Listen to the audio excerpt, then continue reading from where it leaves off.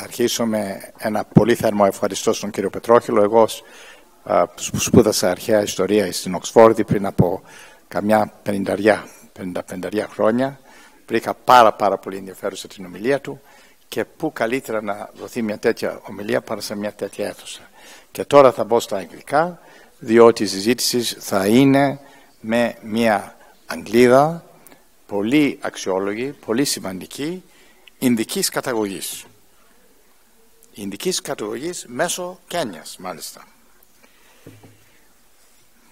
Baroness Prashar of Runnymede is the person with whom we shall now have a discussion. She is a most distinguished person, and she has chosen perhaps the best title as a baroness, as a life peer, that she could have done. Baroness Prashar of Runnymede.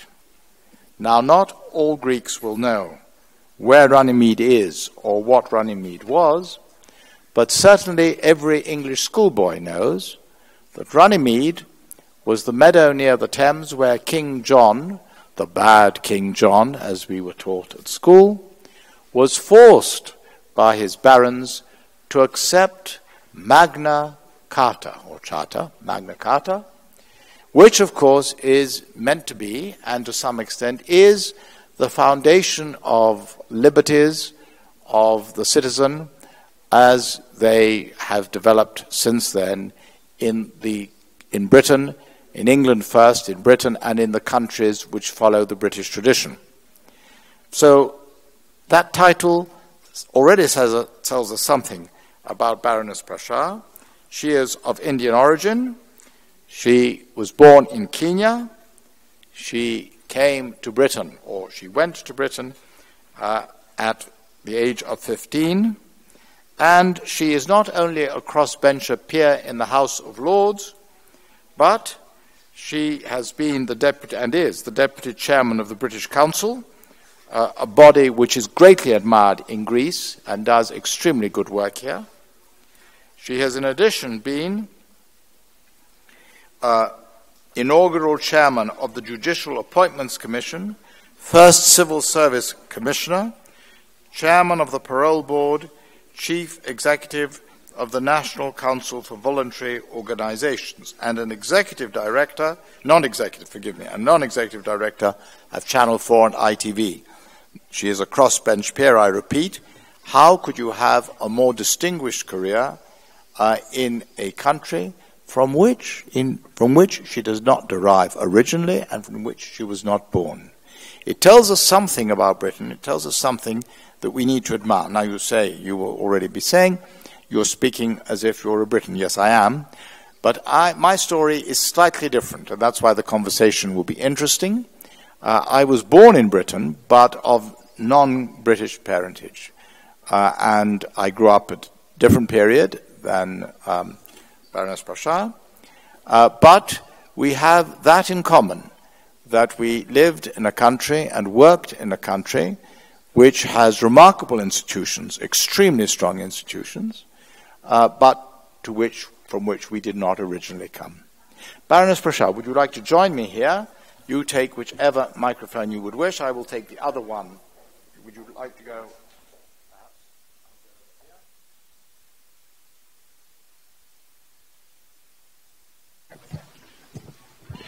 So the first question I would like to ask you, Baroness Prashar, concerns what I've just talked about, our beginnings, our very different but very similar beginnings, how you reacted, that is to say, growing up as a young lady who had come from Kenya, aged 15, in a society that was presumably very different from Kenyan society and certainly different from Indian societies. Over to you. Well, thank you very much indeed, and thank you for that introduction. Before I answer that question, I would say that I feel very privileged to be at the Delphi Forum, and particularly in this room and the museum, because Delphi, of course, is the center of the universe, and it's a real delight to be here, and I think it's a real privilege, and I feel quite honored to be here. Now, answering your question, I think, yes, you're right. We have a very different trajectory. I came to the UK in 1964 from Kenya, and Kenya had just become independent. So therefore, I was always British by nationality because, I was born in a British colony. So coming to the UK, I came initially to study for higher education because, I went to university there and so on. My experience, I think, is slightly different because when I left Kenya, I came to a school in Yorkshire, and I was the first, in those days, the overseas student to be there. Therefore, I was more of a novelty. And in that sense, there was a lot of curiosity about my origin, my background, and so on. And that surprised me because I didn't expect UK, which had had such a big empire, that a school in Yorkshire would be so parochial because, our education was much wider. So that was a very interesting experience.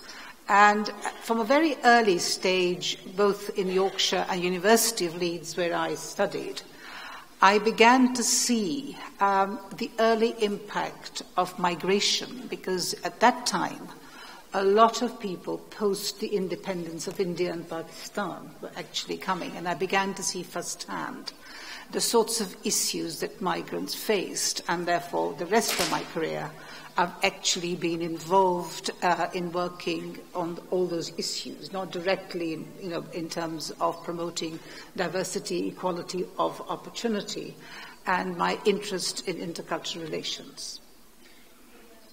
Thank you. Yes, indeed. Our experience is very different, but related in this respect. I grew up in the 40s and 50s, and Britain still had an empire. Not India, fortunately, but there still was an empire. And I experienced the dying extremities of British imperialism at school and became very anti-imperialist indeed, as you might expect. But here is a great tribute to British society, and it's something which I think, would do well to learn in Greece, how society can change. You arrived in Britain in 65. 64, sorry, I apologize. In 64, by which time I had, of course, finished university. But the empire was already on the way out. Britain recovered and stood on her own 2 feet, very successfully. Britain is not a poorer country than she was when she had an empire. The people are better off. It is a much healthier society in every way. And this is partly due to the fact that Britain has recognized the importance of intercultural relations. So my second question to you is, this is one of the areas to which you have given your life, to describe to us how you see the importance of these relations and what has happened in Britain to make it one of the best examples in Europe of such relations. Indeed. I think you're right to say that it is the resilience of the United Kingdom that it actually saw the decline of the empire and embraced migration. But I think it's important to recognize is what I used to call, when I was at the Runnymede Trust as director, Britain did have a schizoid approach to this. At one level, they really wanted to control migration. At another level, they were very conscious that they needed to actually promote equality, and so there was no racial discrimination. And, of course, Roy Jenkins in 1968 very much talked about cultural diversity, which he said is not about assimilation, it's about integration. And that provided a framework. So I think it's important to recognize that the opportunity for the minorities was there, but you also got to recognize is the resilience of the minorities themselves, who sort of embraced that, because, those who were coming at the time I was there were either from the Caribbean or the Indian subcontinent. So the language was there, and, they had a certain affinity with the country. So I think we have to recognize that the importance of looking at the question of integration in that positive sense was a good thing. Interestingly enough, this year is 50 years when Enoch Powell, the famous Enoch Powell made his... Do people know who Enoch Powell was? Hands up, everybody who knows who Enoch Powell was in English politics. 2, 3, 4. May I suggest that you tell us a little bit about Enoch Powell, because it's not surprising that in Greece people don't know who he was. In fact, people in England are forgetting too. He was an MP in Wolverhampton, which is in the middle of England, and he made a speech which is famously called the Rivers of Blood speech, in which he said that if we continue with migrations, we will have bloodshed. And it was a very inflammatory speech that he made, and it's 50 years ago that he made that speech. Now, again, in terms of the response to that, Edward Heath, who was then, the Prime Minister, actually sacked him, which I thought was very, very interesting. So he was actually got rid of, and that's a sign that Britain actually did not want to tolerate that level of overt racism. Yes, that was a very famous episode, and you will be interested to hear two things about Enoch Powell. First, that he was a classical scholar of classical Greek. And the second thing is that he ended his career as MP for the Northern Ireland Unionists, and he was defeated in South Down. You see, I followed British politics. I lived in Britain. I followed British politics very well, and that was the end of his career. You're closer to it than I am, obviously. Well, those were the days when I lived in Britain. Yes. Well, I would like to take the story a bit further down now, the road. What has happened in your lifetime, and what do you think it is important should happen further? And how British do people who come from India, people who come from the Caribbean? I know from my Anglican friends that the main component of Anglican congregations in London are the Caribbean people. So they have obviously assimilated in many respects culturally with Britain. But because Greece is a country which doesn't have this experience yet, and may very well have it in the future, anything that you may say about this story and what still remains to be done, I think would be valuable for our audience. Well, I think you're right that in terms of integration and Anglican churches, there is integration. But again, you see, I don't want to give a false picture to you, because in the early days when the Afro-Caribbeans came, you have now was black churches, because in a way there wasn't the level of acceptance. And I think the broader point important to recognize is that when you get this sort of tension and reaction, it's the fear of the unknown, lack of communication and dialogue. And I think it's those strategies where when you get new people or migrants coming into society, it's important that you actually make sure people have closer encounters. And that's really where I think the importance of intercultural relations comes into play, because to me, culture plays a very safe space where people can actually begin to have a dialogue, understand each other, appreciate difference, but also see where the commonality is. Because in a way, culture, from my point of view, is important in a sense, because it imparts values, it imparts the way we live, and therefore it provides that space. Now, when you begin to look at music from different places and so on, and I think the cultural approach is a very, very important part, and that's why my passion for making sure that we have intercultural relations and where we actually make sure that people interact with each other. And I think in the UK, culture has played quite a significant part in ensuring better dialogue. And over the years now, you're beginning to get what you may call an evolution of the arts, where you're seeing people developing forms of art, which is a mixture of different cultures, so people are able to communicate and so on. And I think when you look at it purely from the point of view of politics and economics, you divide people. Whereas if you bring people together to culture, you basically begin to see that there are differences which you can respect, but there are commonalities. And the other thing really is that it's the point about assimilation. You've got to understand each other, arouse curiosity, because in a way, I'm not one who believes in that you just understand the culture, because it's the dialogue through which you will actually arouse curiosity, a deeper understanding, and something quite interesting emerges out of that. And I think that's a dimension which we often don't pay much attention to. If I understand you rightly, you've given great emphasis to music, to art, to drama, all these sort of things, and I entirely agree with you. And in fact, I'm going to say it later today when we have the panel on the European Year of Cultural Heritage 2018, that culture can more easily unite, certainly, than politics, and to some degree more than economics, depending on the circumstances. So I agree with you very, very strongly about that. However, the generation after you, somebody who has come from India or Kenya, how much of British history can he or she relate to? I say this because I went through this experience myself. I could relate very easily, for instance, in my instance, to the great liberal and radical figures of the 19th century. But if you ask me to relate to the English aristocracy or to the imperialists, no, I'm sorry, I couldn't do it, even though I was a British citizen and am, and living and taking part in life.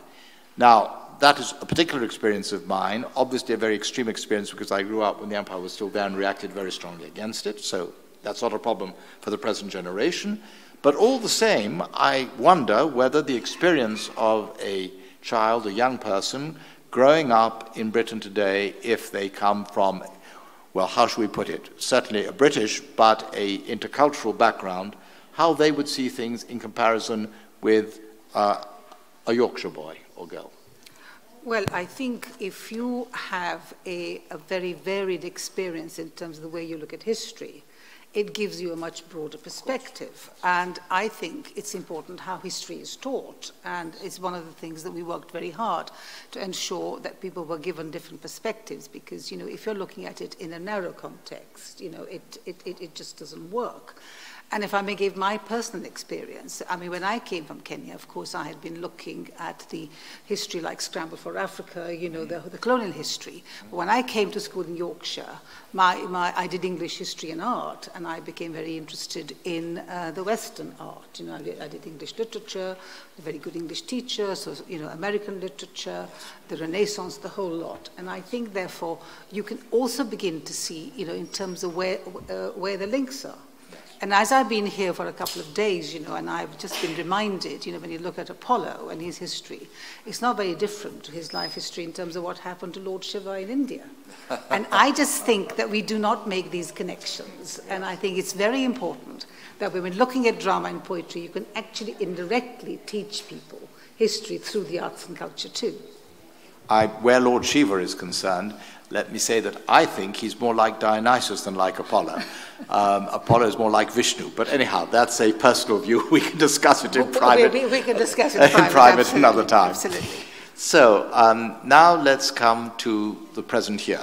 We are at a very important, and I will describe this when we have the panel, the European Year of Cultural Heritage 2018 is an extremely important event, we say in Greece, at least potentially, in European history, because it is the first time that European Union is recognizing that culture is the most important strand that unites Europe.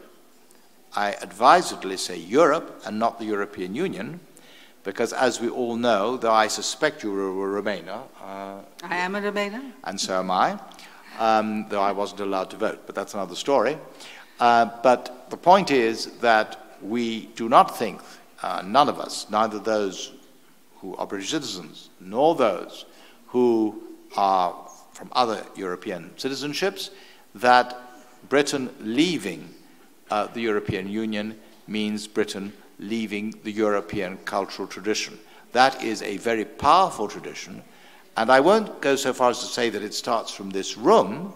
That's going too far, because the Judeo-Christian and the Roman tradition are equally fundamental to European identity, as is the ancient Greek, but the ancient Greek is in cultural terms the strongest of those three. Certainly not in legal terms. I would certainly say that Rome, certainly not in religious terms. Obviously, the Judeo-Christian tradition are more important to the European background, but in cultural terms, the Greek is the most important. And that, I think, So it is a very suitable place to have these discussions. I would like you, Baroness Prashar, to tell us how you see the European Year of Cultural Heritage, how you see the potential British involvement in it, and how you see in the years coming ahead of us the British cultural relationship with Europe. I was delighted that you have this European Year of Culture. I am a great believer in actually focusing on culture and having years of culture, because from the British Council perspective, we've had a Year of Culture in Europe, and currently I'm involved in the UK-India Year of Culture, which I'm heavily involved. I will tell you about that. And I just think that it's very important to focus on that. And you're right to say that it is European, and therefore UK is very much an integral part of that. And I've been saying, you know, we interacted with Europe well before the European Union, and therefore the cultural links are extremely important. And it's good that people will actually focus on culture and what we do. But I think one lesson which I will say to you, which I've learned from my involvement in the UK-India Year of Culture, is that we've not been nostalgic about the colonial relationship between India and the UK. We've been looking forward to see how we can actually bring young people together to see what modern Britain is like and what modern India is like. And I think we mustn't forget one aspect of it, that the modes of communication now are far more democratic. If you look at social media technology, and I think we can actually use that very creatively to connect people, because people connections are very important. I mean, even at this forum, talking to individuals, you know, no matter whether they come from countries where you may not at a governmental level have a comfortable relationship, but at people-to-people level, we've got to keep the dialogue going, because it's that understanding which provides the basis on which other things can actually be built. Because to me, Year of Culture, it's about human spirit. It is about looking inward. It's about your soul. It's about humanity. And if we can give people those tools, and through culture you can build self-esteem of individuals, you can then build much better relationships. So I'm a great fan of it. And I think that also we shouldn't see the Years of Culture as a one-year wonder. And that's a drum I've been beating in the context of India too, because we need to lay foundations so you can actually build on aspects of it. And therefore, it's something which lays the foundation in terms of where we're going. And I'm delighted that, you know, this particular forum has the strand of culture. And we heard how important cultural development is in that. And I really think it's one of the most important dimensions, which is not often valued. And I hope that for you, with your success, that we will actually make it an integral part of our thinking and public policy. Well, thank you. I think that you are right to make a compliment to Greece in this respect, that Greece is a country which cannot undervalue culture because, as I have already said, it is one of the three basic strands, original strands. I'm not saying for heaven's sake. There has been a great deal of influence from India, Islam, China, all the rest. But very, very early, the earliest strands, Greece is one of the most important. And therefore, it is quite appropriate, and it is a good lesson for many other get-togethers in other parts of the world, that the Delphi Economic Forum is not only about the economy. It includes culture in a very central form. Now, we have finished, I think, our discussion. Would you like to say anything to close it? No, all I want to say is what I started with, and I think you're right. I do want to pay compliment both to Delphi, Greece, and to the Forum, because when I was approached to come here, and I said I wanted to talk about this, and someone jumped at the opportunity, and I'm really pleased that it is now a dimension, and I hope that it'll give you a positive approach in terms of dealing with relations not only between countries in Europe, but also internally, because migration is a big issue. Very much therefore, integration of migrants is very important. And I think we should see that as a positive thing, and how we can use culture as a vehicle to make sure that we build a stronger integrated but very diverse Europe. So thank you. Thank you very much, Baroness Prashar.